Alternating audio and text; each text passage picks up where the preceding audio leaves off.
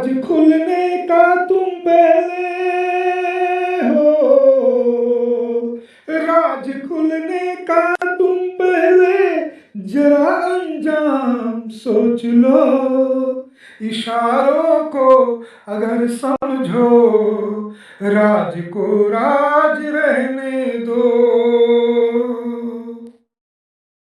नहीं यार, तौबा तौबा तौबा।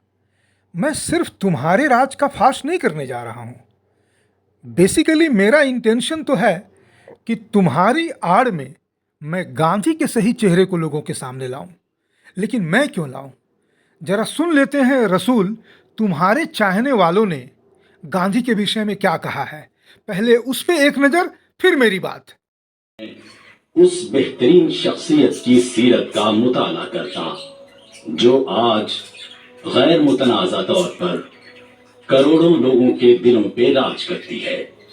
अब मुझे हद से बढ़कर यकीन हो चुका है कि वो तलवार न थी जिसने दुनिया भर में इस्लाम का झंडा बुलंद किया, बल्कि वो रसूल की बेइंतहा सादगी और बेपनाह बेगरजी थी।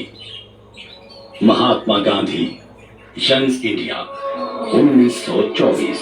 और तमाम ऐबों से बिल्कुल पाक थी, लेकिन गांधी जी जिनका इस्लाम से कोई ताल्लुक नहीं था, लेकिन चूंकि जहन बिल्कुल साफ था, इस वजह से उन्होंने अपने इल्म के मुताबिक हुजूर अक़दस सल्लल्लाहु अलैहि वसल्लम के मुतालिक भी कुछ बातें कही। गांधी जी कहते हैं कि मुसलमानों के साथ मेरे ताल्लुकात होने की वजह से मैंने नबी की ज़िंदगी का मुताला करना अपना फ़र्ज समझा। मैंने साउथ अफ्रीका में ऐसा करने की कोशिश की थी, लेकिन फिर भी मैं काफ़ी नहीं जानता था। हिंदुस्तान में कैद ने मुझे खुशकिस्मती दी और इस तरह मुझे मौलाना शिबली की किताब सीरत नबी सल्लल्लाहु अलैहि वसल्लम पढ़ने का मौका मिला। मेरे पढ़ने से मुझे ये तासुर मिला कि नबी हक के मुतलाशी थे, वो परहेजगार थे। मैं जानता हूँ कि मैं आपको कोई नई बात नहीं बता रहा हूँ, मैं सिर्फ आपको बयान कर रहा हूँ कि मैं उनकी ज़िंदगी से किस तरह मुतासिर हुआ। उन्होंने बेहद जुल्म और सितम बर्दाश्त किया। वो बहादुर थे और खुदा के सिवा किसी से नहीं डरते थे। उन्होंने वो किया जो उन्हें नताइज और नतीजों के एतबार से हक समझ में आता था। उन्हें कभी ऐसा नहीं पाया गया कि वो कहते कुछ और हों और करते कुछ और हों। उन्होंने जैसा महसूस किया वैसा ही किया। अगर उनकी राय में कोई तब्दीली आई तो अगले दिन उन्होंने ये सोचे बगैर कि बात कितनी बड़ी है और लोगों के सामने जो मेरी शोहरत है उस पर क्या असर पड़ेगा, अपनी बात से रुजू किया। नबी एक दुर्वेश आदमी थे, उन्होंने सब कुछ छोड़ दिया। अगर वो चाहते तो दौलतमंद बन सकते थे। तो ये कुछ बातें थी जो गांधी जी ने अपनी ज़बान में कही हैं और साफ बात है जो मैं पहले भी कह चुका कि हुज़ूर अक़दस सल्लल्लाहु अलैहि वसल्लम की शान बिल्कुल अपनी जगह मुक़द्दस और पाक साफ है, लेकिन एक गैर ईमान वाले की सोच और विचार आप सल्लल्लाहु अलैहि वसल्लम के मुताबिक क्या थे आप खुद सोच सकते हैं। उन्हीं बातों को मैंने आपके सामने पेश किया। इसको ज़्यादा से ज़्यादा शेयर करें। इस्लाम और मेरे नबी मोहम्मद सल्लल्लाहु अलैहि वसल्लम के बारे में बहुत खूबसूरत बातें की हैं, जिनका रेफरेंस है यंग इंडिया 1924।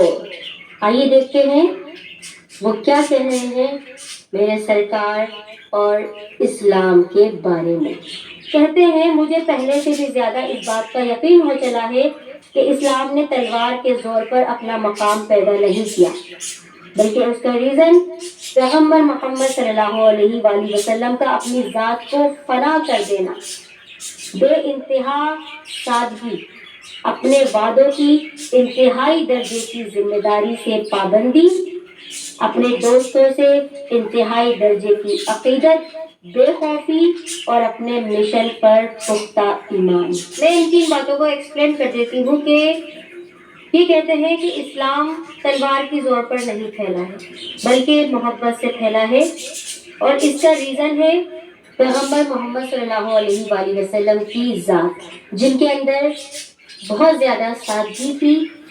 वो अपने वादों को पूरा करते थे, अपने दोस्तों, अपने कंपेनियंस, अपने सहाबा कराम के साथ बहुत प्यार से पेश आते थे। उनके दिल में दुश्मनों का कोई खौफ नहीं था, इसीलिए वो अपने मजहब, अपने दीन पर डटे रहे और पूरी दुनिया को मोहब्बत और इंसानियत का दर्ज देते रहे। यही उनका मिशन था। गांधी जी के अलावा इंडिया के एक मजहबी लीडर पंडित ज्ञानराव देव शर्मा शास्त्री भी मिलियंस में फॉलोअर्स वाले ये इस्लामिक इन्फ्लुएंसर्स गांधी रूपी करेंसी को, रसूल इस्लाम को पूरी दुनिया भर में एक्सेप्टेबल बनाने के लिए भुना रहे हैं।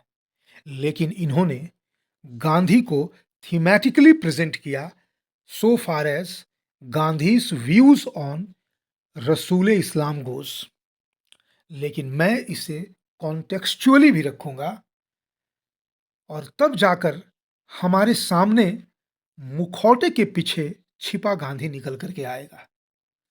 मैं हूं शिवचरण सिंह और मैं स्वागत करता हूं आपका गांधी जिसे हम नहीं जानते श्रृंखला की 9वीं कड़ी में।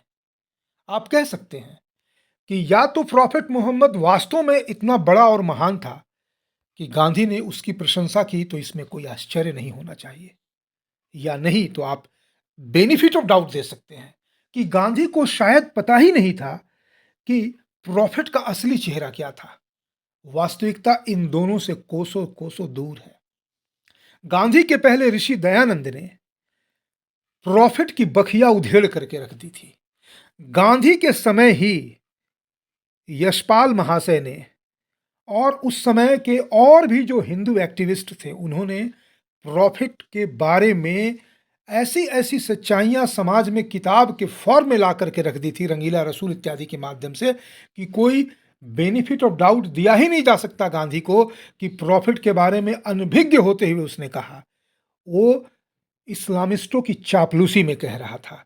और तो और गांधी के इर्द गिर्द थियोसॉफिकल सोसाइटी ऑफ इंडिया की एनी बेसेंट भी रहा करती थी। उन्होंने भी प्रॉफिट के विषय में अपने विचारों को पूरी दुनिया में जगजाहिर कर रखा था। तो आइए अब मैं आता हूं गांधी के कंटेंट और कॉन्टेक्स्ट दोनों में। मित्रों, बात है 23 जून 1934। अंजुमने फिदाए इस्लाम ने एक सभा का आयोजन किया था अहमदाबाद में, जहां गांधी को बुलाया गया था और गांधी ने वहां पर इस्लाम के संबंध में जो बातें कही, हम उस पर आते हैं। पहले जिस ऐतिहासिक घटना का मैं जिक्र कर रहा हूं, उस घटना को द टाइम्स ऑफ इंडिया ने 2016 12 दिसंबर को अपने अंक में एक समाचार के रूप में प्रकाशित किया। हालांकि ये समाचार एक ऐसे फंक्शन को लेकर के था जो गांधी के प्रॉफिट के ऊपर कहे गए बयान को कॉमेमोरेट कर रहा था, उसी अहमदाबाद में जहां गांधी ने अंजुमने फिदाए इस्लाम के एक समारोह में बातें कही थी और उसे अहमदाबाद से ही प्रकाशित होने वाले हरिजन बंधु ने छापा था। ये सारे कॉन्टेक्स्ट टाइम्स ऑफ इंडिया ने अपने 12 दिसंबर 2016 के अंक में दिए हैं। उस कार्यक्रम में गांधी ने जो कहा था उसकी शुरुआत में कही थी कि my first visit to South Africa was in connection with affairs of a Muslim firm in that country, and there I had the privilege of coming into intimate touch with Muslim friends for years together. Such being my relations with Muslims, I felt it to be my duty to study the life of Prophet. I had tried to do this in South Africa, but then I did not know sufficiently. In India, imprisonment brought me good luck, and thus I had the opportunity to read Maulana Sibli's biography of Prophet. सबसे पहले तो ये समझ लीजिए कि जो लोग ब्रितानी हुकूमत से लड़ रहे थे उनके लिए जेल एक सजा थी, और ये कह रहा है कि मैं जब जेल में था तो मेरे लिए गुड लक आया, और गुड लक इस रूप में था कि मैंने मौलाना सिबली की बायोग्राफी पढ़ी जो प्रॉफिट मोहम्मद की थी। और उसके बाद वो कहता है Gandhi, from my reading I received impression that profit was a Sikar of truth. और टाइम्स ऑफ इंडिया ने ही हेडलाइन भी लगाया है कि the profit was a Sikar of truth. Profit सच्चाई का अन्वेषक था, सच्चाई की साधना करने वाला था। चलिए हम उसे बेनिफिट ऑफ डाउट दे सकते हैं। ही वॉज गॉड फियरिंग, वो अल्लाह से डरने वाला था। In this I know I am not telling you anything new. I am only describing to you how I was impressed by his life. क्या बात है गांधी। चलो भाई, तुम्हारे माध्यम से ही हम जान लेते हैं प्रॉफिट कौन था। अब उस टाइम्स ऑफ इंडिया के न्यूज़ में आगे जो है मैं वो बताता हूँ आपको। ही यानी Mohammad, he suffered endless persecution, बहुत सताया गया ये। He was brave and feared no man but God alone. वो सिर्फ अल्लाह से डरता था। किस अल्लाह से? उसी अल्लाह से जिस अल्लाह की रचना प्रॉफिट ने की थी। मैं थोड़ा कॉन्टेक्स्ट सेट करता चलूं, वरना गांधी को आप नहीं समझ पाएंगे। He did what he considered to be right in a scorn of consequences. Profit ने वही किया जो उसे सही लगा, इसकी परवाह नहीं की कि इसके परिणाम क्या होंगे। वाह वाह वाह वाह वाह। Bravo Mohammad, bravo Gandhi. He was never found to say one thing and do another. Prophet कभी नहीं दिखा कि वो एक चीज कहता हो और करता दूसरी चीज हो। ऐसे दर्जनों एग्जाम्पल्स हैं, दर्जनों। गांधी, गांधी कहने का मतलब मैं अभी गांधी को एड्रेस नहीं कर रहा हूं, उनको एड्रेस कर रहा हूं जो गांधी को या तो करेंसी के रूप में भुना रहे हैं या फिर गांधी को वे हिंदू लोग जो बहुत बड़ा मानते हैं। The next day he responded to the change without counting the cost and regardless of popular censure और अपोजिशन। यानी मोहम्मद इतना अधिक सत्य का अन्वेषक था कि अगर उसे लगता था कि मैं मुझसे कोई गलती हो गई तो तुरंत उस गलती को ठीक कर लेता था। मैं बताऊंगा, उस कॉन्टेक्स्ट को भी बताऊंगा जिसमें वो कैसे अपने आप को सही करता था। और तो और गांधी कहता है द प्रॉफिट वॉज ए फकीर। ही रिनाउंस्ड एवरीथिंग। उसने सब चीज का त्याग कर दिया था। उसके लिए औरतों के साथ सोना उठना बैठना हराम था। अरे वाह वाह वाह Gandhi. He could have commanded wealth if he had so desired. और वो चाहता तो धन संपत्ति, अकूत धन संपत्ति इकट्ठा कर सकता था, लेकिन उसने ऐसा कुछ भी नहीं किया। वाह, इस पैगंबर को तो हम जानते ही नहीं थे। Thank you Gandhi for bringing a new prophet to us. Thank you very much. आइए अब हम उस रेफरेंस की बात करें जिस रेफरेंस में ये जो इस्लामिक इन्फ्लुएंसर्स हैं उन्होंने प्रॉफिट मोहम्मद के ऊपर गांधी के विचारों को साझा किया है। यंग इंडिया 1924 में गांधी प्रॉफिट को जिस प्रकार से प्रोजेक्ट कर रहा है, हम आइए थोड़ी उसकी चर्चा कर लें। गांधी लिखता है यंग इंडिया में, I wanted to know the best of the life of one who holds today undisputed sway over the hearts of million. यानी मैं उसके बारे में जानना चाहता था जिसने आज करोड़ों लोगों के दिलों पर राज कर रखा है। I became more than ever convinced it was the rigid simplicity, the utter self effacement of prophet, the scrupulous regard for pledges, his intense devotion to his friends and followers, his intrepidity, his selflessness, his absolute trust in God and his own mission. इतना लंबा, इतने सारे adjectives के साथ profit को संबोधित कर रहा है गांधी कि कभी कभी आप हैरान हो जाएंगे कि एक लुटेरे के विषय में, एक नृशंस इंसान के विषय में कोई इतना अधिक कैसे कर सकता। अगर एक एक के ऊपर चर्चा करें, रिजिड सिंप्लिसिटी, अरे बाबा रे, उसकी सरलता का तो फिर कोई पैमाना ही नहीं हो सकता है। अटर सेल्फ इफेसमेंट, एकदम कोई अपने लिए कोई कुछ नहीं, सब कुछ सर्व त्याग देने वाला। वाह रे वाह प्रॉफिट, और वाह रे तुम गांधी जो उसे ऐसा कह रहे हो। Scrupulous regard for pledges and his intense devotion to his friends. कितना डिवोशन था अपने फ्रेंड्स को, इसका नज़ारा तो हमें तब मिलता है जब वो अपनी ही दोस्त अबू बकर की 6 साल की बेटी से शादी करता है। जब आयशा की माँ और अबू बकर स्वयं कहता है ये क्या कर रहे हो मेरे दोस्त। ये था उसका अपने दोस्तों के प्रति जो कहते हैं ना डिवोशन, इंटेंस डिवोशन था। और अपने ही दोस्त, दूसरे दोस्त उमर की लड़की हफ्सा से शादी कर लेता है। कहता है कि ये 2 बार बेवा हो चुकी है, आओ इससे मैं अपनी शादी बना लेता हूं। अरे बाबा रे बाबा, इस तरह का इंटेंस डिवोशन दिखाता है अपने दोस्तों के साथ। उनमें से कुछ दोस्त तो ऐसे थे जो इससे उम्र में शायद या तो बड़े थे या लगभग हम उम्र के थे। और जब वो अबू बकर मना करता है आयशा को लेकर के, तो ये तब प्रॉफिट कहता है कि देखो हम भाई हैं, लेकिन किसके? हम उम्मत में भाई हैं। हम अपने, जब उम्मत की बात आती है तो जातिगत बातों को भूल जाता है, और जब जातिगत बात आती है तो उम्मत को भुला देता है। बोला उम्मत के हम भाई हैं, हम तुम्हारी बेटी को अपनी बेटी क्यों माने, उसे हम शादी करेंगे, और कर लेता है। ये था इसका डिवोशन। और गांधी इसके बारे में इतने बड़े बड़े शब्दों में, और मानना पड़ेगा भाई, मानना पड़ेगा, मतलब स्क्रूपुलस रिगार्ड फॉर प्लेजेस, मतलब वो कितने वादे निभाने वाला था, मतलब कह नहीं सकते। इंट्रपिडिटी, कितना बड़ा वो साहसी था। Selflessness and absolute trust in God, Allah में उसके एब्सोल्यूट ट्रस्ट थे। वाह रे वाह! प्रॉफिट, अरे जिस अल्लाह की रचना ही प्रॉफिट ने की थी, उसमें ट्रस्ट का क्या मतलब है? और उसका अपना मिशन। हाँ, इसमें जो लास्ट वाला है वो मैं मान सकता हूं कि उसने जो है अपने मिशन को बाखूबी निभाया, यानी इस्लाम को फैलाया। गांधी आगे कहता है, दिज सरमाउंटेड एवरी ऑब्स्टिकल, और उसके ये जो गुण थे प्रॉफिट के, उसके सामने के सारी बाधाओं को उठा के फेंक दिया। Mohammad was a great prophet, he was brave and feared no one but God. ये सारी बातें इसके पहले वाले उसके बाद वो रिपीट भी करता है 1934 में, जहां वो भाषण दे रहा है अंजुमन फिदाए इस्लाम के एक फंक्शन में। इसके बाद फिर वो सारी बातों को रिपीट करता है। जो थोड़ा अलग जो कहता है, वो कहता है हाउ कैन ये, वो फिर अपने आप को भी मोहम्मद के बराबर लाने के लिए गांधी जो बात कहता है बहुत इंटरेस्टिंग है।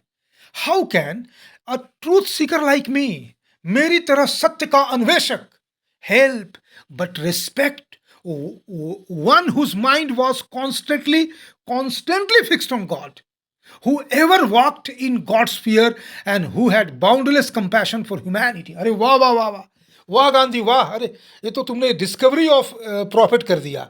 बाउंडलेस कंपैशन फॉर ह्यूमैनिटी, मानवता के लिए असीमित करुणा। बाबा रे बाबा, उसकी करुणा का एक एग्जाम्पल अगर मैं आपको दे दूं, जब वो बनु नजीर में जाता है और उस कबीले के लोगों को इस्लाम कबूल करके अपनी धन संपत्ति से हाथ धोने बैठने की बात करता है, तो फिर क्या होता है आप ये जान लीजिए कि सारे मेल को मार देता है और सारी महिलाओं को, और जितने लूट के माल थे उनके साथ माले गनीमत समझ करके वो ले लेता है। और तब देखिए मोहम्मद का जो जो जिन शब्दों में ये उसे बता रहा है कि वो कितना बाउंडलेस कंपैशन रखता था ह्यूमैनिटी को लेकर के। साफिया के पति को मार दिया, उसके बाप को मार दिया, उसके खानदान के सारे मेल मेंबर्स को खत्म कर दिया। वो सुबक रही थी, कला रही थी, रो रही थी, सिसक रही थी, और फिर उसका सौदा किया गया। पहले वो अपने एक फॉलोअर दहिया को उसे देता है, फिर बाद में लोग कहते हैं अरे ये तुम क्या कर रहे हो? साफिया तो बनु नजीर के कबीला की एक तरह से नायिका है, क्योंकि वहां के मुखिया की वो वाइफ है। तब मोहम्मद कहता है अरे अरे बड़ी गलती होगी, देखो कहीं ऐसा ना हो कि दाहिया उसके साथ रेप तेप कर दे। फिर वो बुला करके अपने टेंट में ला करके रात भर उसके साथ वो अपना कुकृत्य करता है, और उससे फिर बाद में निकाह कर लेता है। ये था मोहम्मद का बाउंडलेस कंपैशन फॉर ह्यूमैनिटी।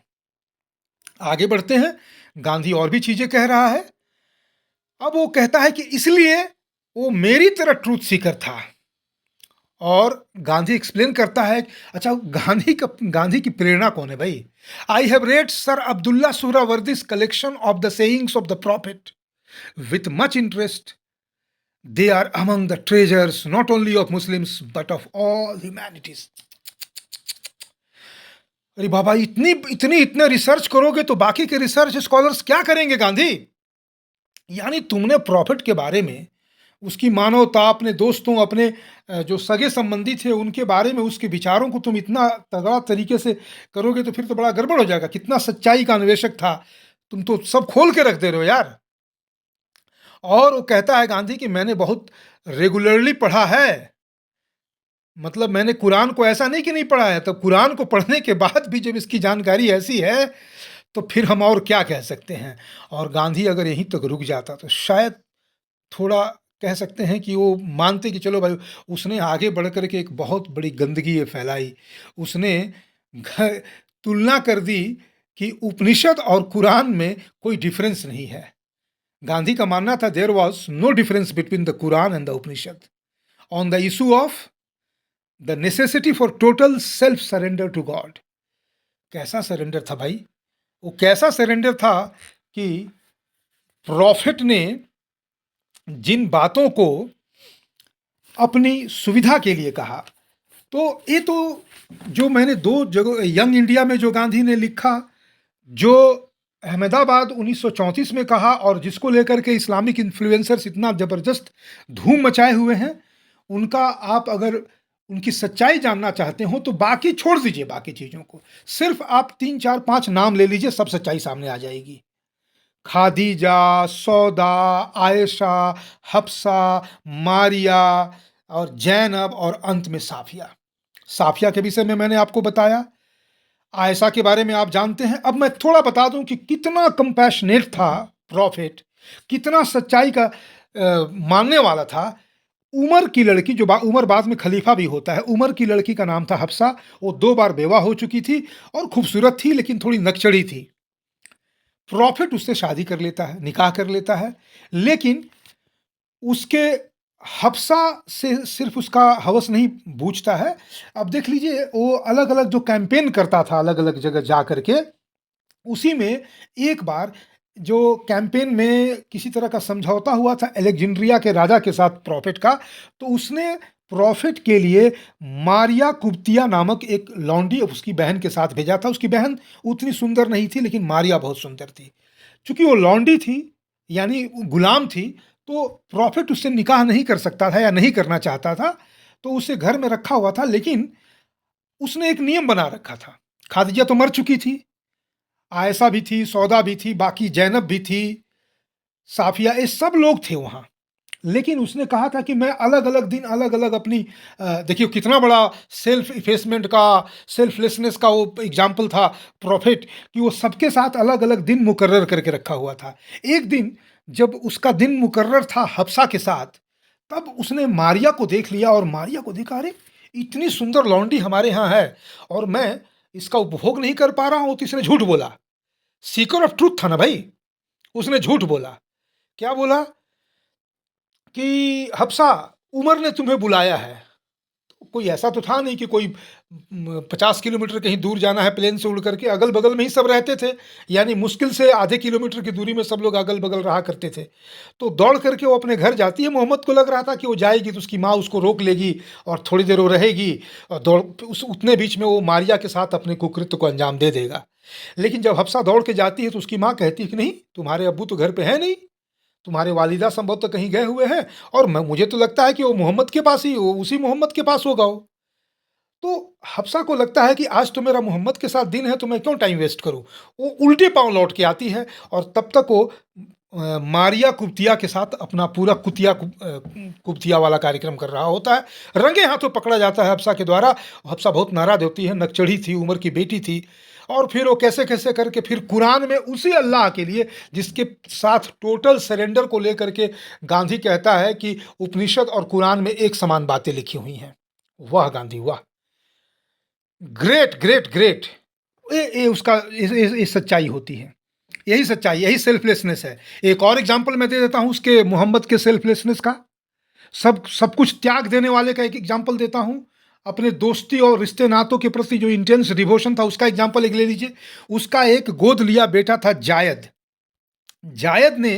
जायद की शादी मोहम्मद ने ही करवाई थी, जैनब से, बहुत खूबसूरत थी। एक दिन जब जायद अपने घर पे नहीं था संभवतः, तब जब मोहम्मद उसके यहाँ जाता है, जैनब के यहाँ, तो जैनब उस समय नहा रही होती। उसको नंगे देख लेने के बाद मोहम्मद फिर कहता है कि अब तो येन तेन प्राक्रेन, इस जैनब को हथिया लेना है। परिणाम क्या निकलता है, मोहम्मद अल्लाह को कॉल करता है, कॉल लगाता है इसी तरह जैसे हम लोग फ़ोन लगाते हैं, और कहता है कि मुझे एक आयत दो जिससे कि मैं जायद की बीवी से शादी कर लूं। और वो कर लेता है जैनब से शादी। यही तो था वो ट्रूथ सीकर, और जिसको लेकर के आज 72 हुरों वाली कहानी चलती है ना, उस कहानी का भी एक भयानक राज है। इतना वो सेल्फलेस था मोहम्मद कि उसकी इतनी बीबियां होने के बाद भी वो बाज नहीं आता था अपनी एक पुरानी प्रेमिका जिसके साथ वो शादी निकाह नहीं कर सका था। एक दिन चुपके से उसके घर में रात में पहुंच जाता है, और फिर सुबह उसके घर से निकलते हुए लोग उसको देख लेते हैं और समाज में तरह तरह की बातें होने लगती है। उन बातों को दबाने के लिए प्रॉफिट ने एक अजीबोगरीब कहानी गढ़ दी कि उसे घोड़े पे बिठा, गधा घोड़ा का एक मिक्सचर था, उस पे उठा करके सातवें आसमान में, फिर जेरूशलेम में, फिर कहाँ कहाँ, वो पूरा वो जो बहिश्त है उसका वो जिक्र करता है। इसे कहते हैं जर्नी ऑफ मिराज। वाह वाह वाह वाह गांधी, अरे तुम तो ग्रेट थे ही यार। तुम तो मोहम्मद के बराबर ग्रेट हो गए। ये वास्तविकता है मित्रों। गांधी उस प्रॉफिट के विषय में इतनी बातें कर रहा है जिस प्रॉफिट ने अमानवीयता और क्रूरता की ऐसी ऐसी इबारतें लिखी हैं जिन्हें सुन करके, जान करके हमारे रोंगटे खड़े हो जाते हैं। लेकिन देखिए क्या माजरा है। गांधी उनकी प्रशंसा में इबारतें लिख रहा है, तमाम बातें कर रहा है। चलिए, मुखौटे के पीछे छिपे गांधी की इस चेहरे को हमने आज समझा है। और चूंकि गांधी एक बहुत बड़ा विषय है, इसलिए बहुत बड़ा विषय है कि गांधी हमारे पूरे इंस्टीट्यूशन और इकोसिस्टम को कंट्रोल कर रहा है आज भी। तो उसको मुखौटे से, उससे या तो मुखौटा हटाना है या उसी को मुखौटे के पीछे से खींच के निकाल देना है। लेकिन हम इस बात को जान लें कि हम गांधी को वास्तव में नहीं जानते हैं, और यही कारण है कि गांधी को पहले हमें जानना होगा। उसी